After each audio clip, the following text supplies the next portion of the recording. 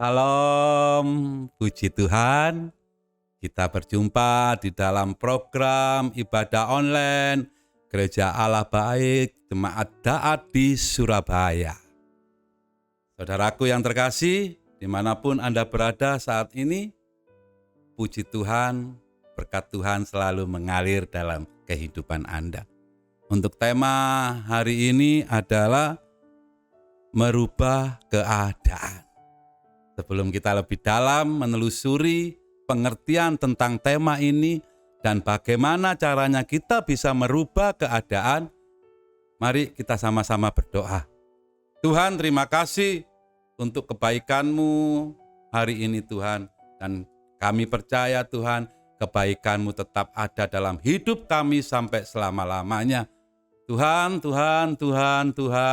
kami, pimpin Tuhan saat ini Tuhan, untuk bisa menyampaikan apa yang Engkau inginkan kepada anak-anak-Mu dimanapun beliau semuanya berada.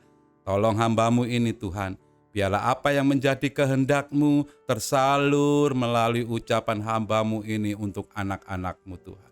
Terima kasih Tuhan Yesus, terpujilah nama-Mu. Haleluya, amin. Saya ulangi kembali, adalah temanya merubah keadaan. Dengar saudaraku, Anda nggak bisa merubah keadaan dunia ini. Anda nggak bisa merubah situasi yang terjadi saat ini. Tetapi dengar, Anda bisa merubah. Apa yang bisa Anda rubah? Keadaanmu.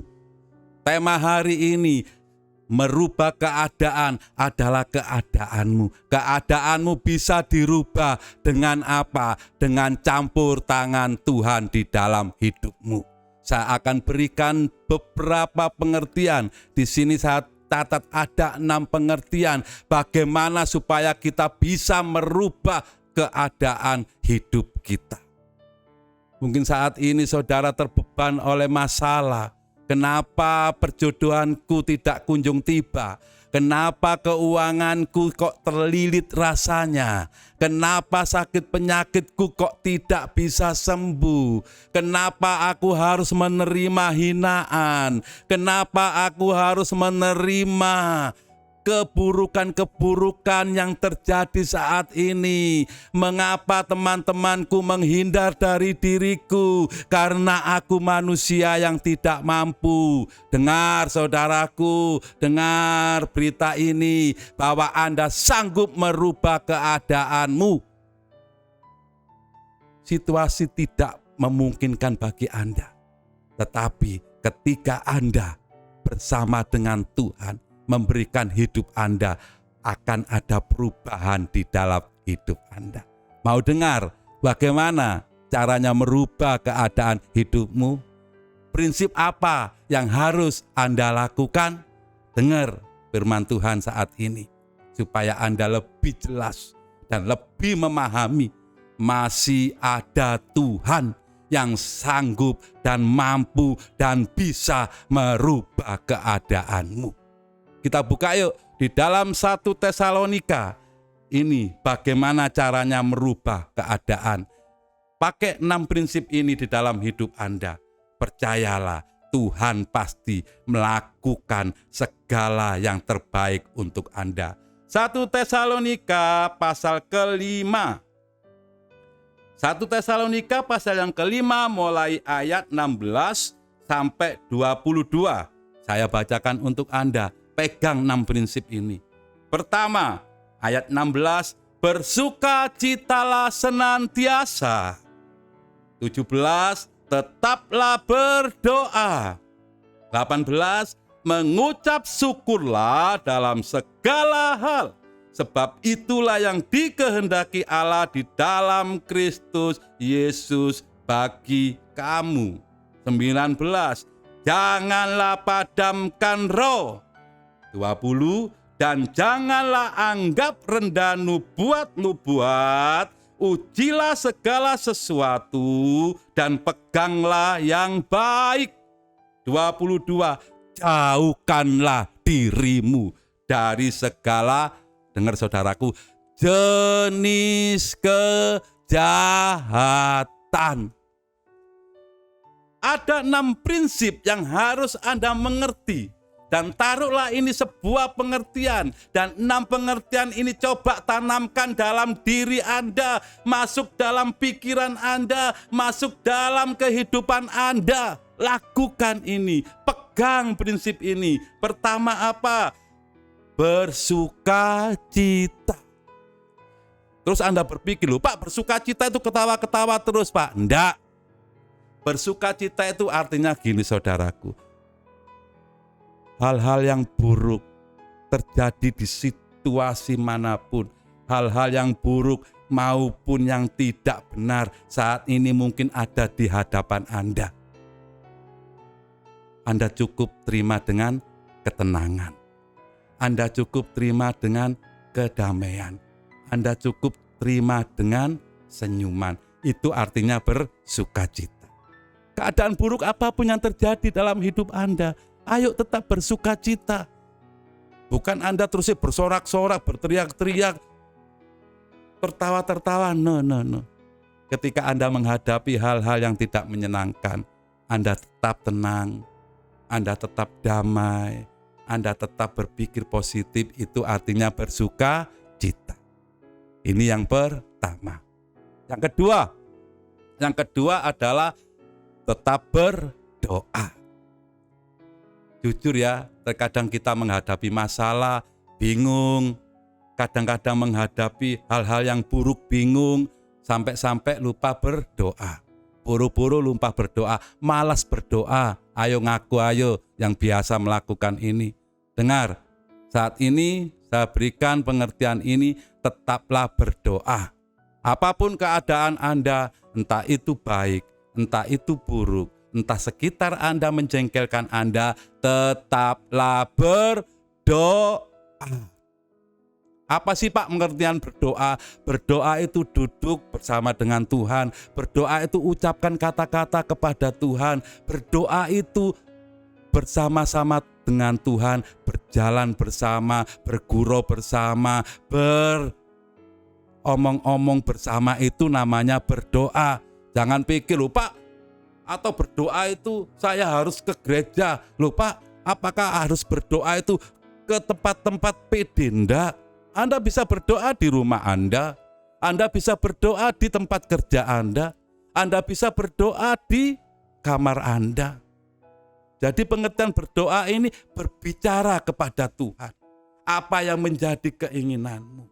Memuji Tuhan apa yang telah dilakukan Tuhan dalam hidupmu. Itu pengertiannya berdoa. Ini pengertian yang kedua. Supaya Anda bisa merubah keadaan hidup Anda. Ketika Anda sudah merubah keadaan hidupmu, pastinya keadaan di sekitarmu, keadaan di sekelilingmu, dimanapun engkau berada, pasti berubah karena keadaanmu sudah dirubah oleh Tuhan. Pengertian yang ketiga adalah tetap mengucap syukur. Ayo mengucap syukur yuk. Sudahlah. Apapun yang terjadi dalam hidup Anda, tetaplah mengucap syukur. Karena apa? Karena ada Tuhan. Karena engkau memiliki Tuhan. Mengucap syukur itu katakan kepada Tuhan, Tuhan terima kasih, aku percaya bahwa pertolonganmu itu ada dalam hidupku. Itu mengucap syukur. Jadi pengertian yang ketiga mengucap syukur. Dan pengertian yang keempat adalah jangan padamkan roh. Dikatakan roh sini roh huruf besar. Berarti roh Tuhan. Ketika Anda mengalami keburukan, ayo. Artinya dipadamkan itu jangan melupakan. Engkau punya Roh Kudus, Roh Penghibur, Parakletos yang sudah diberikan Tuhan dalam hidup Anda. Ada roh dalam dirimu, yaitu roh penghibur, roh penolong, roh yang memberikan jalan keluar, yaitu Roh Kudus.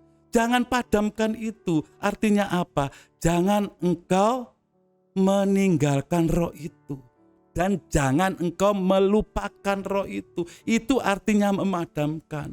Anda harus ingat. Anda harus tahu bahwa ada Roh Kudus di dalam hidup Anda. Tetapkan menyala Roh Kudus dalam hidup Anda. Ini adalah prinsip atau pengertian yang keempat. Pengertian yang kelima adalah jangan menganggap rendah nubuat-nubuat. Apa sih Pak pengertian nubuat? Nubuat ini adalah pengertiannya nasihat-nasihat, hikmat-hikmat. Ayo, mungkin Anda sudah jauh dari gembala Anda. Ayo, mungkin Anda sudah jauh dari senior Anda.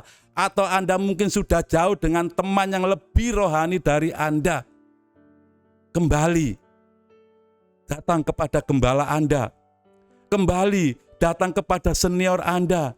Kembali datang kepada teman Anda yang lebih rohani dari Anda. Untuk apa?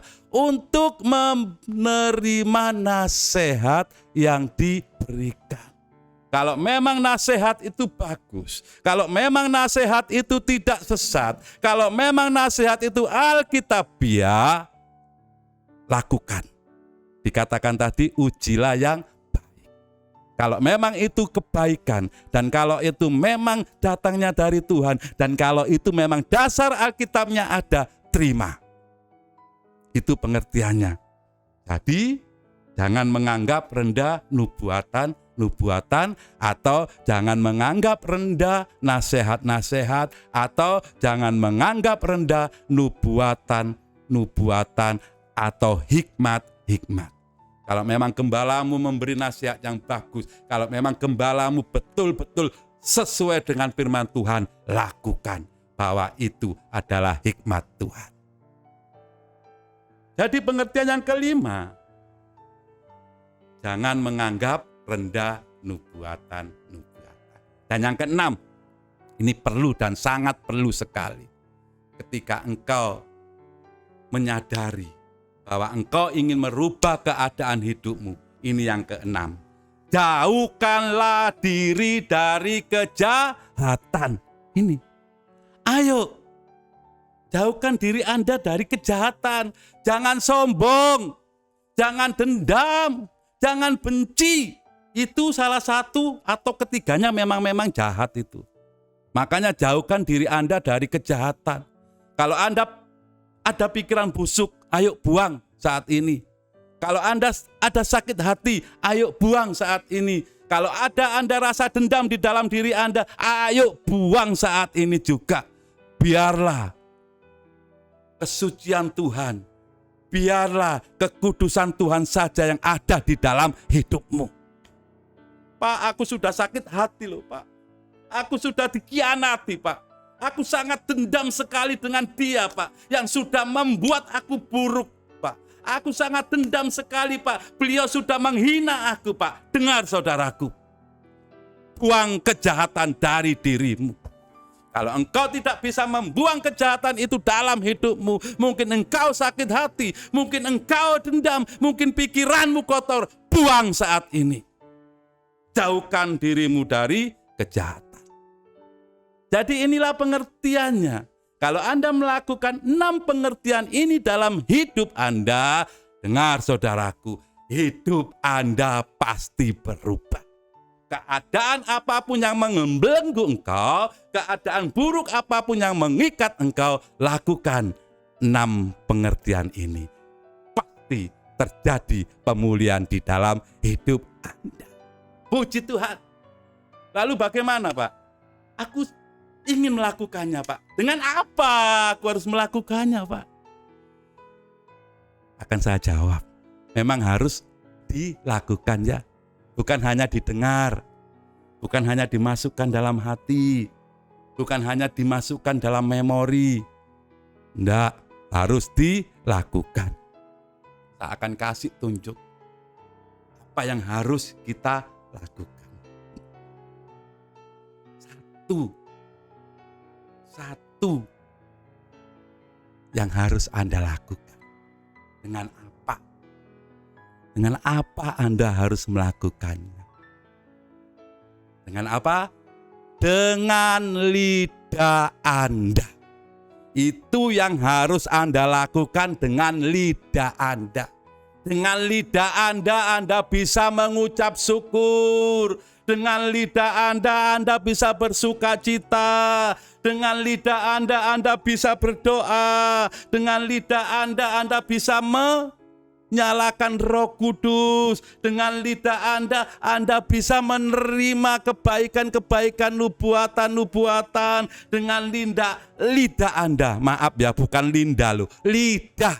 Dengan lidah Anda bisa menjauhkan diri Anda dari kejahatan. Ini lidah Anda. Lidah Anda yang Anda ucapkan itu dapat melakukan sesuatu yang luar biasa di dalam hidup Anda. Ayo dibuka Amsal pasal 18. Nanti dipikir nggak ada dasarnya ya.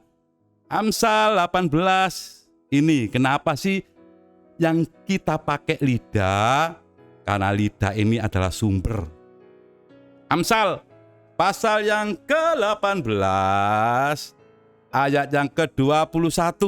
Anda bisa pilih mati silakan, pilih hidup silakan, pilih kebaikan silakan, pilih kejahatan silakan dengan lidah Anda. Tapi saya sebagai sahabat Anda akan beri nasihat kepada Anda, pilihlah hidup, pilihlah kebaikan. Wes tah, pasti hidupmu akan berubah. Amsal 18 ayat 21, dengar ini, hidup dan mati dikuasai lidah. Apa saudaraku? Lidah. Siapa suka menggemakannya akan memakan buahnya. Siapa yang suka berbicara, kalau itu berbicara kebaikan, maka buahnya adalah kebaikan. Kalau engkau berbicara tentang keburukan, buahnya juga keburukan. Lidah Anda penuh dengan kuasa. Jika Tuhan berkehendak, pasti terjadi dalam hidup Anda. Ayo saat ini juga pakai lidah Anda untuk berbicara tentang kebaikan. Ayo pakai lidah Anda untuk berbicara tentang keajaiban-keajaiban. Ayo pakai lidah Anda berbicara untuk kemuliaan-kemuliaan Tuhan. Ini adalah yang Anda lakukan. Dengan lidah Anda berucaplah untuk kebaikan-kebaikan. Dengan lidah Anda berucaplah untuk kebaikan-kebaikan orang lain. Dengan lidah Anda katakan sesuatu yang terbaik pasti terjadi dalam hidup Anda. Ayub pernah membuat kesalahan dengan lidahnya, sehingga keburukan terjadi dalam hidupnya. Tetapi Ayub bertobat dan mengakui kesalahannya.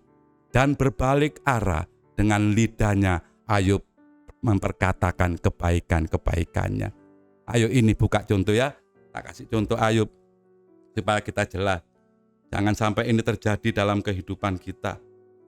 Ayub pasal yang ketiga. Ini contoh supaya kita nggak berbuat yang nggak benar. Ayub memberikan contoh kepada kita. Ini perkataan Ayub yang pernah salah dalam dirinya. Ayub pasal yang ketiga, ayat yang ke-25 sampai 26. Karena yang kutakutkan, dengar. Karena yang kutakutkan. Ini Ayub ngomong loh. Pastinya ngomong dengan apa? Dengan lidahnya. Melalui perkataan di mulutnya. Itulah, dengar, itulah yang menimpa aku dan yang kucemaskan, itulah yang mendatangi aku. Ini kesalahan Ayub yang membuat Ayub menderita. Dan yang ke-26, aku tidak mendapat ketenangan. Dengar saudaraku, aku tidak mendapat ketentraman. Aku tidak mendapat istirahat, tetapi kegelisahanlah yang timbul. Ini yang dikatakan Ayub untuk dirinya sendiri. Sehingga apa? Kalau Anda baca mulai pasal 1 sampai yang ke-42, Anda akan mengerti tentang keadaan Ayub. Ayub melakukan ini sehingga keburukan terjadi dalam diri Ayub. Ayo Anda punya lidah, gemakan atau bicarakan hal-hal yang baik supaya itu terjadi dalam hidup Anda. Kalau Anda cemas terus, kalau Anda berpikir ketakutan terus, kalau Anda berpikir tentang kehidupan yang tidak mengenakan terus, itu akan terjadi dalam hidupmu, saudaraku. Ayo perkatakan yang baik-baik melalui lidah Anda. Ayo perkatakan yang ciamik-ciamik melalui lidah Anda. Ayo perkatakan yang luar biasa melalui lidah Anda. Akhirnya apa? Ketika Ayub mengalami perbuatan-perbuatan Tuhan dan keajaiban-keajaiban Tuhan di dalam dirinya, Ayub merubah sudut pandangnya. Ayub merubah perkataannya melalui lidahnya. Apa yang dikatakan Ayub? Ini, Ayub pasal 42, ayat yang ke-2 dan 3. Ini Ayub merubah. Ayub merubah perkataannya. Ayub tidak lagi berpikir dan berkata tentang keburukan-keburukan, tetapi Ayub berubah memuliakan Tuhan, berubah perkataannya meninggikan Tuhan. Ayub 42 ayat 2 dan 3. Demikian firman Tuhan, aku tahu bahwa engkau sanggup melakukan segala sesuatu dan tidak ada rencanamu yang gagal. Ketika firman-Mu, siapakah dia yang menyelubungi keputusan tanpa pengetahuan? Itulah sebabnya tanpa pengertian aku telah bercerita tentang hal-hal yang sangat ajaib bagiku dan yang tidak ku ketahui. Ini perubahan yang dialami oleh Ayub. Sudah Ayub gak berpikir, sudah Ayub gak mau tahu. Yang penting dalam pikirannya sekarang Tuhan itu ajaib. Tuhan itu luar biasa. Tuhan itu sanggup melakukan kedahsyatan, bahwa Tuhan itu tidak pernah gagal. Ayo berubah sekarang. Perkataan-perkataanmu yang tidak membangun. Ayo rubah sekarang perkataan-perkataanmu yang tidak benar. Anda mau toh hidup Anda berubah? Anda mau toh keadaanmu berubah? Ayo dengan lidah Anda ucapkan kata-kata yang baik. Dengan lidah Anda ucapkan kata-kata yang membuat keajaiban dalam hidup Anda. Dengar saudaraku, Tuhan itu mengasihi Anda. Tuhan tidak ingin Anda dalam keburukan. Tuhan ingin Anda itu ada di dalam keistimewaan bersama Tuhan. Karena apa? Karena Tuhan itu adalah Allah Anda. Karena Anda itu adalah anak-anaknya. Setiap bapa atau setiap orang tua tidak ingin anaknya menderita. Apalagi Bapa kita. Tuhan ingin membawa engkau lebih diberkati. Tuhan tidak ingin kehidupanmu ada di dalam sesuatu yang buruk. Dengar saudaraku. Untuk merubah keadaan hidupmu, untuk merubah keadaan dirimu, ada 6 pengertian yang harus Anda lakukan. Sudah saya sampaikan tadi. Yang pertama apa? Yang pertama adalah bersukacita. Yang kedua adalah berdoa. Yang ketiga adalah mengucap syukur. Yang keempat adalah jangan padamkan roh. Yang kelima adalah jangan menganggap rendah nasihat-nasihat atau nubuatan. Yang keenam adalah jauhkan diri Anda dari kejahatan. Setelah Anda mengerti 6 pengertian ini, ayo lakukan itu. Dengan apa? Dengan lidah Anda. Gemakan kebaikan-kebaikan melalui lidah Anda. Perkatakan kebaikan-kebaikan dari Tuhan melalui perkataanmu. Mungkin Anda berpikir, loh Pak, bagaimana Pak? Kalau kita nggak punya permisi, kalau lagi sakit gigi Pak, atau lagi sari awan Pak, masa aku hari ini bisa mengucapkan dengan lidahku Pak? Mungkin Anda juga berpikir, kenapa sih Pak harus dengan lidah sih Pak? Kita harus menggemakan atau membicarakan kebaikan-kebaikan dan memohon kepada Tuhan. Saya berikan dasarnya saudara. itu ada. Jadi bukan karena perkataan saya, oh kita harus dengan lidah, no. Tadi sudah terjawab ada di Amsal pasal 18 ayat 21. Nah sekarang kenapa sih Pak kita harus menggemakan lidah kita? Apa itu memang disuruh Tuhan? Atau itu memang Alkitabiah? Alkitabiah friend, ada dasarnya supaya Anda tetap menggemakan yang baik-baik dari lidah Anda. Ayo buka yuk. Dalam Yesaya. Yesaya ini dasarnya mengapa kita harus menggemakan lidah kita. Yesaya pasal 59 ayat yang pertama. Ini mengapa sih kita harus menggemakan lidah kita? Mengapa sih kita harus membicarakan dengan lidah kita hal-hal yang baik? Ini Yesaya pasal 59 ayat 1. Dengar saudaraku, sesungguhnya tangan Tuhan tidak kurang panjang untuk menyelamatkan dan dengar ini, pendengarannya tidak kurang tajam untuk mendengar. Ingat saudaraku, Tuhan itu mendengar setiap seruan Anda. Tuhan itu mendengar setiap gema lidah Anda. Ketika Tuhan mendengar apa yang engkau bicarakan, ketika Tuhan mendengar apa yang engkau inginkan dan kehendak Tuhan terjadi atasmu, maka tangan Tuhan turun atasmu untuk merubah keadaan hidupmu. Ini adalah dasarnya mengapa kita harus menggemakan lidah kita dengan kebaikan-kebaikan. Saudaraku yang terkasih, ayo tunggu apa lagi? Ketika engkau sudah mengetahui kebenaran ini dan pengertian 6 ini sudah ada dalam hidupmu, tinggal Anda perkatakan, tinggal Anda gemakan dengan lidah Anda, dan Tuhan mendengar setiap seruanmu. Dan ketika Tuhan mendengar seruanmu dan kehendak Tuhan jadi, maka tangan Tuhan melakukan yang terbaik untuk Anda. Ini pertanyaannya lagi ya, belum saya jawab. Lalu Pak, kalau saya sariawan hari ini, kalau saya lagi sakit gigi Pak, saya nggak bisa berseru kepada Tuhan.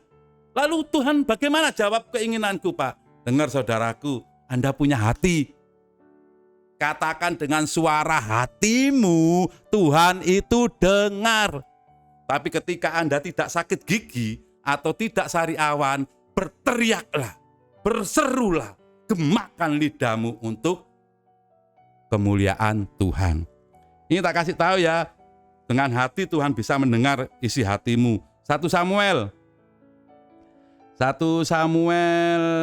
pasal 16 ayat 7.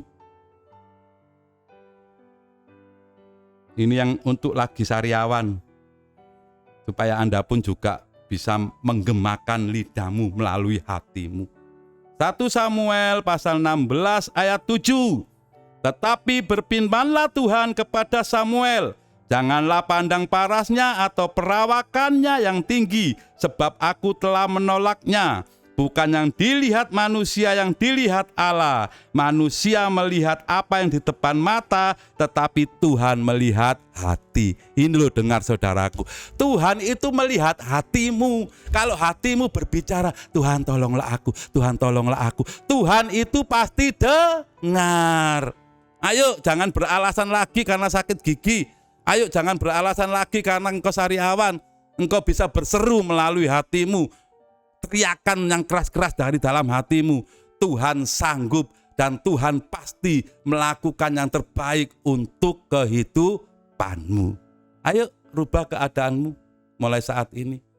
Ayo, Tuhan sanggup memulihkan kehidupanmu. Dan Tuhan sanggup melakukan yang terbaik di dalam hidupmu. Sebagai ayat terakhir, kita buka Mazmur pasal 91. Ayo selalu andalkan Tuhan. Ayo selalu berserah kepada Tuhan. Kalau engkau punya keinginan untuk berubah, berubahlah mulai saat ini. Lakukanlah, katakanlah melalui lidah Anda. Mazmur pasal 91, lakukan ini ya. Ayo, Anda kan mau berubah. Dengar ini.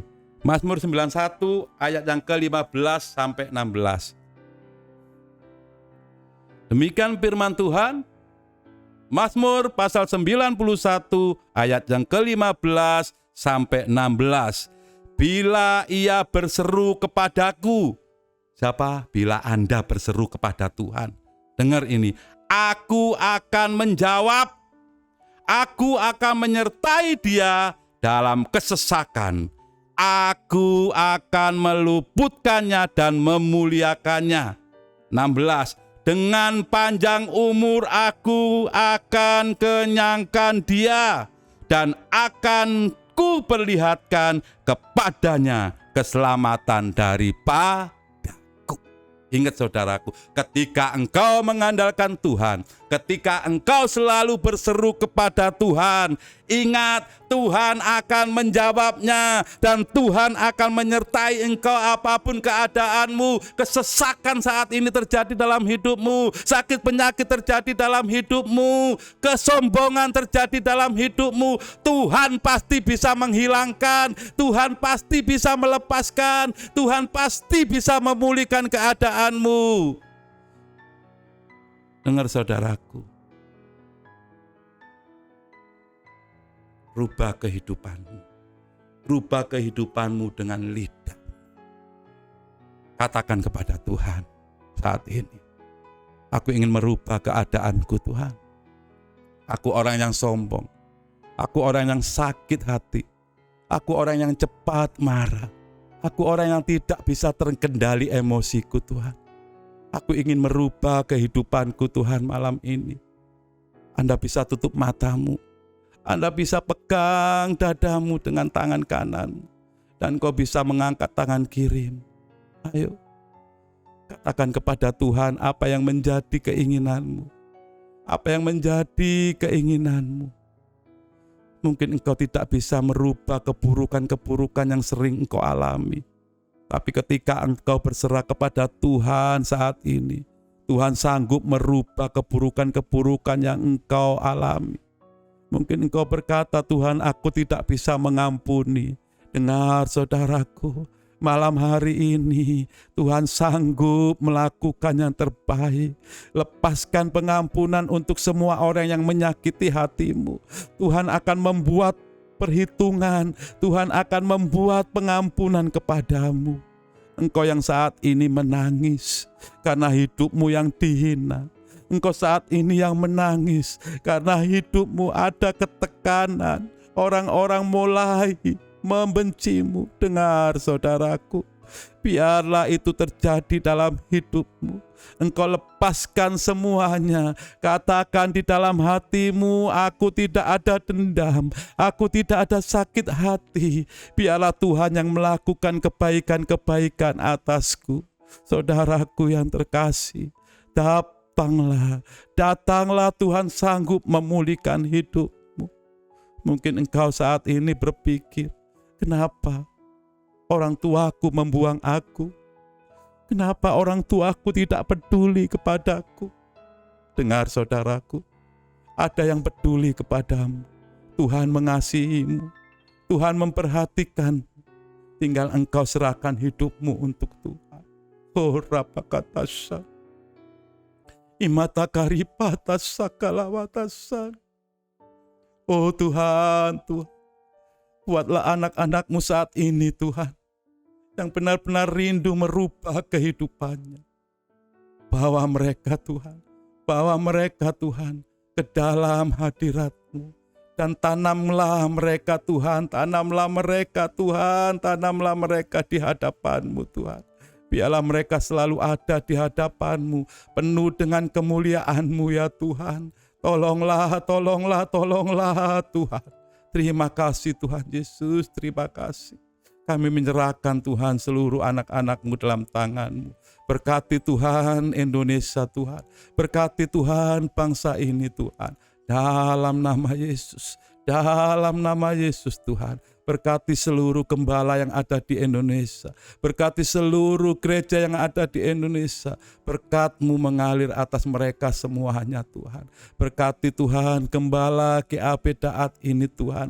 Berkati beliau beserta seisi rumah tangganya Tuhan. Berkati beliau apapun yang beliau lakukan Tuhan. Terima kasih Tuhan, terima kasih. Tangan-Mu Tuhan menjadikan sesuatu yang luar biasa dalam setiap kehidupan kami. Terpujilah nama-Mu Tuhan, kami percaya pertolongan-Mu selalu dan selalu dan selalu ada dalam kehidupan kami, anak-anak-Mu. Di dalam nama Tuhan Yesus, perubahan terjadi dalam setiap hidup kami. Haleluya, haleluya, haleluya. Semua yang percaya katakan amin.